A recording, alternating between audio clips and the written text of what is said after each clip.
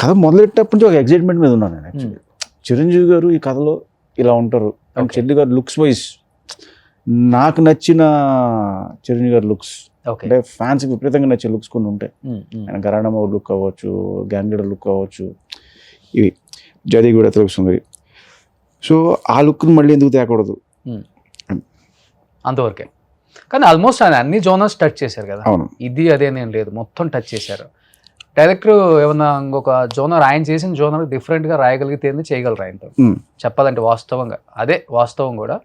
But దాంట్లో ఏమైనా కొంచెం కష్టపడాల్సి వచ్చిందా మీకు? ఆయన ఎంటర్టైన్మెంట్ సినిమాలు చేశారు, at the same time message oriented సినిమాలు ఫినిష్ చేశారు, కమర్షియల్ ఫిల్మ్స్ చేశారు, సో ఫ్యాంటసీ సినిమాలు కూడా చేశారు. బట్ నాకు దొరికిన లక్కీ థింగ్ ఏంటంటే ఆయన అత్తకిప్పుడు అమ్మాయి మొగుడు తర్వాత చాలా గ్యాప్ తర్వాత జయదేవి కూడా సుందరి చేశారు. దాని తర్వాత బాగా గ్యాప్ తీసిన అంజీ వచ్చింది, దాని తర్వాత మళ్ళీ గ్యాప్ వచ్చింది. సో ఈ గ్యాప్ ఫిల్లింగ్ ఛాన్స్ నాకు ఇక్కడ దొరికింది మాట మళ్ళీ. ఓకే. సో ఫ్యాంటసీ చేద్దామని చెప్పి అప్పుడు నేను అంటే నాకు ఈజీ అయింది ఆయన దాంట్లోకి తేవడం. అండ్ ఫ్యాంటసీ సినిమా అనేసరికి ఏంటంటే జయదేవి కూడా సుందరి అనే సినిమాని మనందరూ చూసి ఎక్కువ ఎంజాయ్ చేసాం, బాగా కనెక్ట్ అయిపోయిన సినిమా.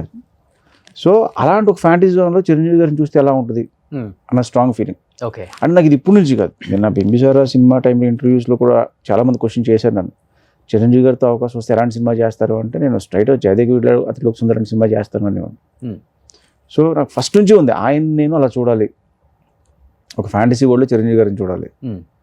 ఎందుకంటే ఆయన అన్నీ చేశారు, ఆల్ కమర్షియల్ ఎలిమెంట్ ఫిల్మ్స్ చేశారు, రుద్రవేణి లాంటి ఇలాంటి సినిమాలు చేశారు స్వయంగా.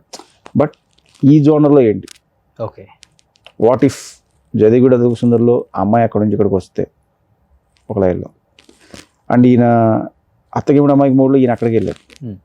సో మళ్ళీ ఒకసారి ఒక కొత్త ప్రపంచానికి వెళ్తే ఓకే, అక్కడ ఈయన స్టైల్ ఆఫ్ వర్క్ ఉంటే ఎలా ఉంటుంది అనే ఐడియాతో స్టార్ట్ అయ్యింది.